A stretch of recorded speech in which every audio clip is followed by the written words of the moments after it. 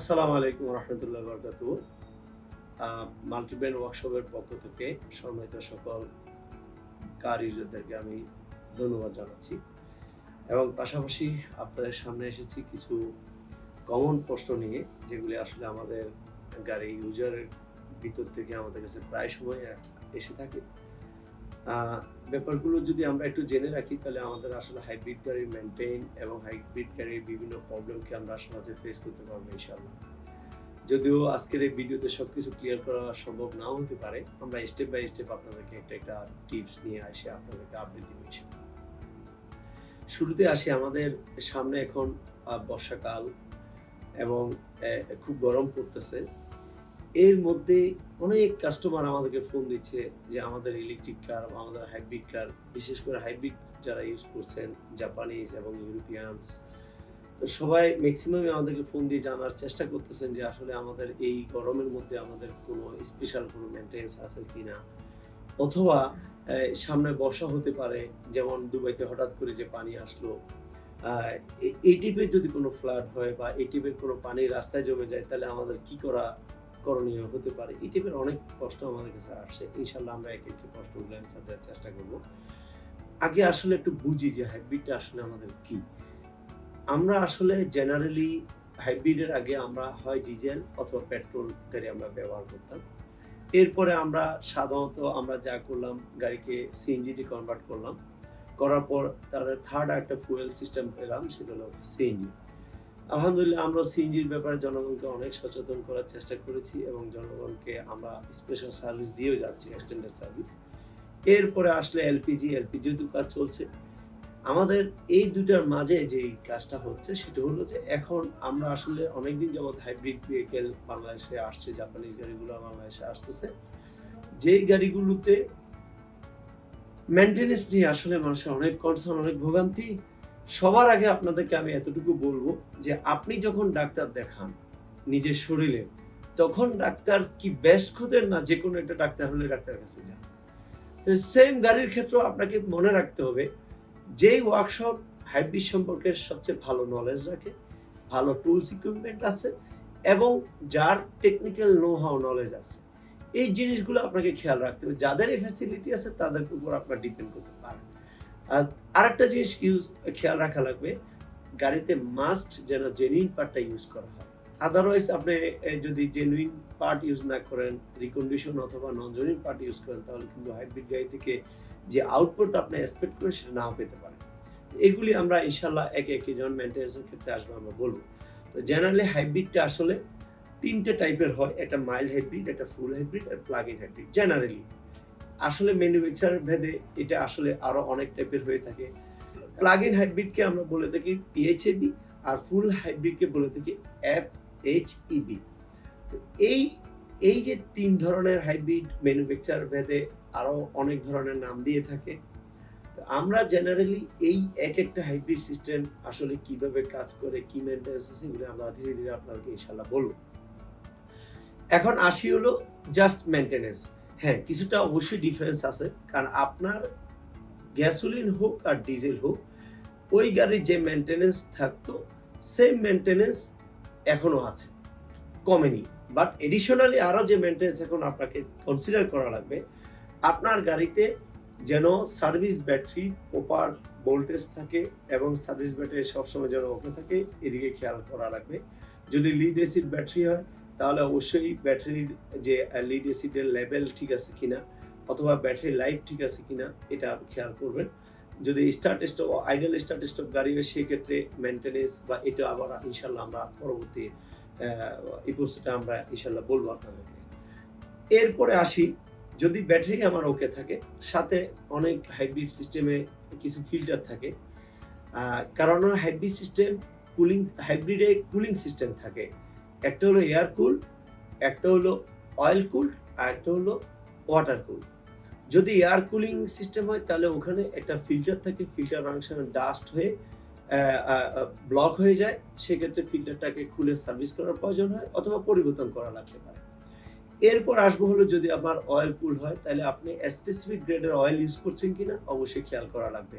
কারণ হাইব্রিড গ্রেডে very common mistake যেটা করে থাকে, যে আমরা আসলে অনেক সময় মোবিল ওয়ান বলে থাকি অথবা সিনথেটিক অয়েল বলে থাকি। সিনথেটিক অয়েলেরও অনেকগুলো গ্রেড আছে, যেমন 0W20, 0W30, 0W40, 5W20, 5W30, 5W40, অনেক গ্রেড থাকে।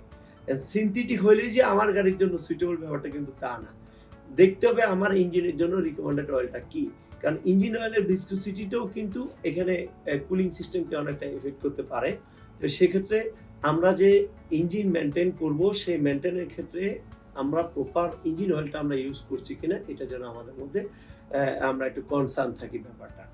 এরপরে আসেন হলো আমরা কুলিং সিস্টেম, যেটা হলো গ্যাস কুল দিয়ে যেটা আমরা আসলে গাড়ি ঠান্ডা করাই, যেটা রিফ্রিজারেন্ট সিস্টেমের সাথে রিলেটেড। এখানে খেয়াল করা লাগবে ব্যাটারিকে ঠান্ডা করার জন্য রিফ্রিজারেন্ট সিস্টেমটাকে ব্যবহার করে কিছু কিছু হাইব্রিড, কিছু কিছু ম্যানুফ্যাকচারার এটা ব্যবহার করে। সেক্ষেত্রে আপনার এসি পারফরমেন্স যদি ঠিক না থাকে, খুবই ইম্পর্ট্যান্ট একটা টিপস এখানে, যদি এসি পারফরমেন্স ঠিক না থাকে হাইব্রিড সিস্টেমের পারফরমেন্সও ডেটোরেট করার পসিবিলিটিস আছে। যেই গাড়িতে এই সিস্টেম আছে সেক্ষেত্রে আপনাদেরকে বলবো অবশ্যই এই মেনটেন্যান্সের ক্ষেত্রে এটা আমরা একটু নজরে রাখবো। আর এই টাইপের আবার যেমন আমরা যদি বলে থাকি, যেমন অনেক সময় আমাদের ভেরি কমন আমরা নন জেনুইন জিনিস আমরা ইউজ করি, কারণ হলো আমাদের দেশে আসলে জেনুইন জিনিসের একটু এক্সপেন্সিভ। আমি সবাইকে অনুরোধ করবো, সকল কার ইউজারকে অনুরোধ করব, আমরা জেনুইন জিনিস ইউজ করলে যদিও একটু এক্সপেন্সিভ ইনিশিয়ালি, বাস্তব পক্ষে আপনার গাড়ির জন্য কিন্তু এটা অনেক ডিপেন্ডেবল এবং অনেক সেফ এবং আমি মনে করি কস্ট ইফেক্টিভ। কারণ লং রানের জন্য আপনার গাড়ির জন্য জেনুইনের কোনো বিকল্প নেই। আর নন জেনুইন মানে সস্তার কয় অবস্থা, এটা আমরা সবাই কম বেশি জানি। সেক্ষেত্রে অবশ্যই আপনার কনসার্ন। তারপর অনেক ক্ষেত্রে অনেক পারচেজিং পাওয়ারের উপর ডিপেন্ড করে অনেক সময় দেখা যায় যে আমরা জেনুইন না ব্যবহার করে নন জেনুইন ব্যবহার করলে হয়। সেক্ষেত্রে কিছু কিছু জিনিস আমরা নন জেনুইন ব্যবহার করলে যেটা আমাদের ইঞ্জিন উপর ইফেক্ট করে না, সেটা হয়তো আমরা করে দেখতে পারি। বাট আমরা সবসময় খেয়াল রাখবো মেনটেন্যান্সের ক্ষেত্রে, যে গাড়ি হাইব্রিড ওই গাড়িতে শুধু যে ইঞ্জিন জেনারেল মেনটেন্যান্স তা না, তার সাথে আমাদের কুলিং সিস্টেম মেনটেন্যান্স থাকে, ইলেকট্রিক্যাল বেশ কিছু মেনটেন্যান্স থাকে, যেমন ব্যাটারিতে কোনো করোশন আছে কিনা, ব্যাটারি টার্মিনাল চেক করা, টার্মিনাল টাইটেনিংগুলো চেক করা, আন্ডার ভোল্টেজ হচ্ছে কিনা।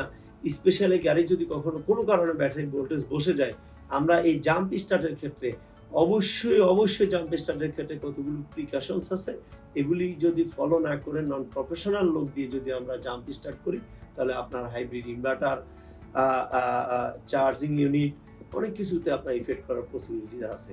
তো সো আমরা চাইবো যে আপনারা আপনাদের গাড়ি নিয়ে ভয়ের কোনো কারণ নাই, কারণ হাইব্রিড গাড়ি জাস্ট নর্মাল গাড়ির মতো আপনার ব্যবহার করতে পারবেন। মেনটেন্যান্সের ক্ষেত্রে যারা মেনটেন্যান্স সম্পর্কে বুঝে জানে তাদের সহযোগিতা নেবেন। অবশ্যই তারা আপনার গাড়িকে প্রপার ট্রেন পিপল যেন আপনার গাড়ি মেনটেন করে, তাহলে আপনি দীর্ঘমেয়াদী আপনি হেল্প পাবেন। এবার আসেন হলো ব্যাটারির ক্ষেত্রে আসলে দেখা যাচ্ছে আমাদের দেশে ভেরি কমন একটা প্রবলেম ব্যাটারি। গাড়ি আমরা হয়তো গাড়িটা কিনতেছি 2014, 2015, 2016, 2017, কিন্তু গাড়িটা কিনতেছি 2022-23 এসে বা 24 এসে। এখন দেখা যাচ্ছে গাড়িটা আপনি কেনার পর 6 মাস, 1 বছর, 1.5 বছরের মাথায় গাড়ির ব্যাটারি নষ্ট হয়ে যাচ্ছে। আপনার ধারণা আমি তো গাড়ি শোরুম থেকে নতুন কিনেছি, আসলে গাড়িটাকে শোরুম থেকে আপনি কিনেছেন সত্য, কিন্তু গাড়িটার ইয়ার অফ ম্যানুফ্যাকচার কবে, এটা কিন্তু একটা ইম্পর্টেন্ট পার্ট আমাদের। তো ইয়ার অফ ম্যানুফ্যাকচারের উপরে আপনার এই পর্যন্ত গাড়িটা কত বছর কাউন্ট হয়েছে। কিছু কিছু ব্র্যান্ডে 8 বছর ব্যাটারির ওয়ারেন্টি থাকে অথবা 1 লাখ কিলোমিটার, কিছু কিছু ব্র্যান্ডে দেখা যাচ্ছে যে এটা হলো 10 বছর অথবা 1.5 লাখ কিলোমিটার পর্যন্ত ওয়ারেন্টি দিয়ে থাকে। এটা আসলে হাইব্রিড গাড়ির ব্যাটারি লাইফটা আরও একটু একটা ইস্যুর উপর ডিপেন্ড করে। আমরা কিন্তু গাড়িটা কন্টিনিউয়াস ট্রাফিকে চালাচ্ছি, ম্যাক্সিমাম ক্ষেত্রে আমাদের দেশে ট্রাফিকে গাড়ি চলে। সেই ক্ষেত্রে চার্জ ডিসচার্জ এই কন্ডিশনটার মধ্যে অনেক ক্ষেত্রে দেখা যাচ্ছে যে যে পরিমাণ চার্জিং টাইম সাইকেল পাওয়ার কথা, সে জায়গায় অনেক ক্ষেত্রে না পাওয়ার কারণে আমাদের ব্যাটারি লাইফটা কিন্তু যে পরিমাণ যাওয়ার কথা যাচ্ছে না। আরও একটা ব্যাপার, আমাদের দেশে ম্যাক্সিমাম গাড়ি হলো রিকন্ডিশন গাড়ি, স্পেশালি জাপানিজ রিকন্ডিশন গাড়ি।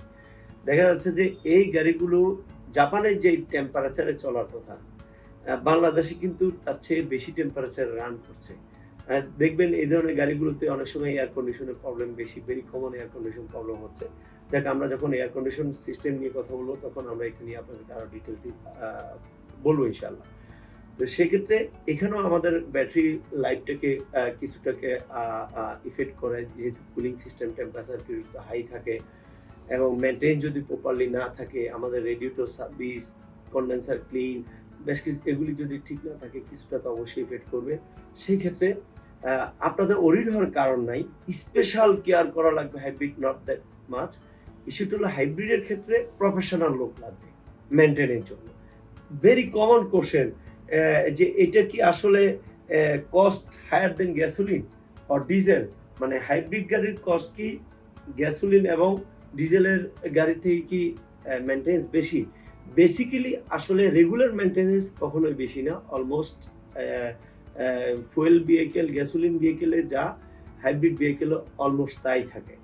কিন্তু লং লাইফে একটা ক্ষেত্রে যেমন 8 বছর 10 বছর হলে তখন ব্যাটারি মেনটেন্স আসতে পারে, ব্রেক মাস্টার সিলিন্ডার অথবা ব্রেক সার্ভো মোটর অথবা ব্রেক অ্যাকচুয়েটর একুমুলেটরের মেনটেন্স আসতে পারে।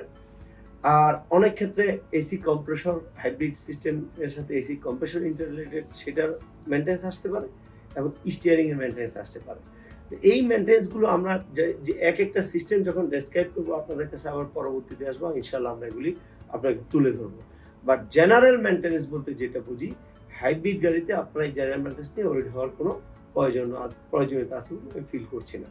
এরপর আসেন আমাদের বর্ষায় আমরা গাড়ি কিভাবে চালাবো, এই বর্ষায় চালাতে গেলে আমাদের কি সুবিধা কি অসুবিধা আছে, এগুলি নিয়ে আমাদের অনেক কথা থাকতে পারে। আসেন, 1 নাম্বার হলো বর্ষাকালে পানিতে গাড়ি চালালে হাইব্রিড সিস্টেম নষ্ট হয়ে যাবে, এটা আসলে হওয়ার কথা না। আবার হওয়ার কথা যদি আপনার গাড়িটা প্রপার হ্যান্ডে মেনটেনেন্স না হয়। ধরেন গাড়িটা কোনো কারণে আপনার ছোটখাটো একটা অ্যাক্সিডেন্ট কখনো ঘটেছিল এবং এই গাড়িটাতে কিছু কিছু জায়গায় ওয়াটার লিকেজ করার কথা না, বাট আলটিমেটলি এখানে ওয়াটার লিকেজ হচ্ছে। এখন যে জায়গায় ওয়াটার লিকেজ হওয়ার কথা না ওয়াটার লিকেজ হচ্ছে, যদি এরকম ওয়াটার লিকেজ কোথাও থেকে থাকে আপনার ডিউ টু দ্য আপনার প্রিভিয়াস মেনটেনেন্সের কারণে, তাহলে কিন্তু এখানে অবশ্যই হাইব্রিড সিস্টেমের মধ্যে পানি যাওয়ার সম্ভাবনা থাকতে পারে। একটা নির্দিষ্ট লেভেলের বাইরে গাড়িটা পানিতে না নেয় উত্তম। বাট জেনারেল গাড়ি যেভাবে পানিতে নর্মালি চলতে পারে, হাইব্রিড গাড়িও নর্মালি চলতে পারে। জেনারেল অর্থে শর্ট সার্কিট হওয়ার কোনো পসিবিলিটিস নাই। যদি শর্ট সার্কিট হয়, হাইব্রিড সিস্টেম তার নিজস্ব সেফটি ডিভাইসের মাধ্যমে হাইব্রিডকে ডিঅ্যাক্টিভ করে দিবে। এখানে শর্ট সার্কিট হয়ে মানুষ মারা যাবে বা গাড়িতে আগুন ধরে যাবে, এই ধরনের মেজর কোনো রিস্ক থাকে না, থাকবে না। এটা নিয়ে আপনার হ্যারাসমেন্ট বা হ্যাসেল অথবা ওরিড হওয়ার কোনো কারণ আছে বলে আমি ফিল করি না। কারণ হলো যে কোনো ব্র্যান্ড যখন hybrid high voltage system develop করেছে, তারা সবার আগে তারা সেফটি এনশিওর করেছে। কিছু কিছু ব্র্যান্ডে 2 লেয়ারে সেফটি মেজার করা হয়, কিছু কিছু জায়গায় 3, 4, 5টা স্টেজও সেফটি মেজারমেন্ট রাখা হয়। যেমন আমার হঠাৎ করে গাড়ি অ্যাক্সিডেন্ট হলে, তাহলে আমার হাই ভোল্টেজ যদি শর্ট হয়ে যায় তাহলে কি হবে? তাতে গাড়ি আগুন ধরে যাওয়ার কথা। আসলে হাই ভোল্টেজের কারণে জেনারেলি এভাবে আগুন লাগার কথা না, কারণ high voltage system battery itself সে ডিঅ্যাক্টিভ করে দেয়, বিভিন্ন স্টেজে ভোল্টেজটাকে ডিভাইড করে ডিঅ্যাক্টিভ করে দেয়, যেন গাড়িতে আগুন না ধরে এবং প্যাসেঞ্জার যেন ইনজুর্ড না হয়। তারপরেও এখানে কথা থেকে থাকে যে আপনি যদি প্রপার জায়গায় প্রপার এক্সপার্ট দ্বারা বা কাজ যারা প্রপার ইকুইপড এবং হাইব্রিডের উপর ট্রেন সার্টিফাইড লোক দ্বারা যদি আপনি মেনটেন না করেন, অবশ্যই কিছু রিস্ক থেকে যেতেই পারে। বাট বর্ষাতে আপনি যখন গাড়ি চালাবেন কোনো রিস্ক থাকার কথা না। খেয়াল রাখবেন বর্ষাকালের আগে প্রফেশনাল জায়গা থেকে গাড়িটা আপনি চেক করাই নেন, যে গাড়িতে আপনার যে হাইব্রিডের যে অয়েলগুলো আসছে, অয়েলগুলো প্রপারে অয়েল কানেক্টেড আছে কিনা, কোথাও ইনসিকিউর অবস্থায় আছে কিনা, কোথাও আপনার আপনি হয়তো জানেন না, উঁচা নিচে অনেক রাস্তা, অনেক সময় গাড়ির তলানিতে ধাক্কা লাগে। তো ধাক্কা লাগার পরে ওখানে অনেক সময় আপনার হাইব্রিড যে রাউটিং, হাইব্রিডের তার অয়েলগুলো যে রাউট করে, ওখানে অনেক সময় ঘষা লেগে থাকে, অথবা ওখানে যে গ্রুমেট থাকে, অনেক সময় গ্রুমেটগুলো প্রপারলি লাগানো থাকে না, পানি লিক করে। এগুলি বর্ষাকালের আগে আমরা চেক করিয়ে নিতে পারেন যারা প্রফেশনাল লোকের মাধ্যমে। আর ইনশাল্লাহ আমরা মাল্টিভেন ওয়ার্কশপ কাস্টমারদের জন্য আমরা এই হাইব্রিড সিস্টেমকে স্পেশাল টিম দ্বারা, স্পেশালাইজ টিম দ্বারা চেক করে আপনাদেরকে আমরা একটা লং রানের জন্য কিভাবে মেনটেনেন্স চেক আপ করে দেওয়া যায় সেই ব্যবস্থা আমরা আমাদের একটা স্লটে আমরা রেখেছি হাইব্রিড ইউজারদের জন্য, ইলেকট্রিক কার ইউজারদের জন্য। যদি আপনারা চান আমাদের এক্সপার্ট আপনাদেরকে ইনশাল্লাহ সহযোগিতা করবে এবং আমরা আপনাদেরকে অ্যাডভাইস করবো কিভাবে হাইব্রিড জিনিসগুলো মেনটেন বা চেক করা যায়। তো সেক্ষেত্রে আমরা অবশ্যই আপনাকে অ্যাডভাইস করব। আপনার হাইব্রিড গাড়ি ভালো রাখতে হলে অবশ্যই ট্রেন্ড, সার্টিফাইড এবং প্রপার ইকুইপড যারা ভালো জানে এবং যারা সেফটি রুলস রেগুলেশন মেনে গাড়িতে কাজ করেন তাদের মাধ্যমে আপনারা কাজ করাবেন, আপনার নিশ্চিন্তে গাড়ির ভালো সার্ভিস পাবেন ইনশাআল্লাহ। আর আরেকটা ব্যাপার আপনাকে একটু জানা রাখা দরকার যে আসলে হাইব্রিড গাড়ি ইঞ্জিন এবং নন হাইব্রিড গাড়ির ইঞ্জিন কি একই? হ্যাঁ, হাইব্রিড গাড়ির ইঞ্জিন আর নন হাইব্রিড ইঞ্জিন বেসিক্যালি এক। কিছু কিছু স্পেশাল কম্পোনেন্ট থাকে যেগুলিতে কিছু ডিফারেন্স থাকে, যেমন কুলিং সিস্টেমে কিছু ডিফারেন্স থাকে, তারপর হলো এয়ার কন্ডিশন সিস্টেমে কিছু ডিফারেন্স থাকে, স্টিয়ারিং সিস্টেমে কিছু ডিফারেন্স থাকে। এগুলি থাকবেই, কারণ হাইব্রিড সিস্টেমের সাথে কিছু জিনিস ডিফারেন্স থাকবে। এই জায়গাটায় মেনটেন্যান্সের টেকনিকগুলো অবশ্যই আপনার সার্ভিস প্রোভাইডারের সাথে আপনি পরামর্শ করে নেবেন, ওনারা আপনাকে পরামর্শ দিয়ে দিবে কীভাবে চললে ভালো হয়।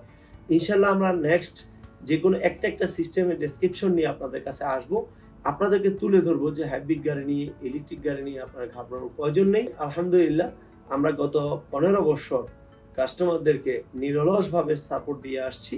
আলহামদুলিল্লাহ আগামীতেও ইনশাল্লাহ আমরা আমাদের সকল হাই এন্ড ইউজার হোক, সকল কার ইউজারদের পাশে মাল্টিভেন তাদের সার্ভিসের সকল এক্সপিরিয়েন্স নিয়ে আপনাদের পাশে থাকবে ইনশাল্লাহ।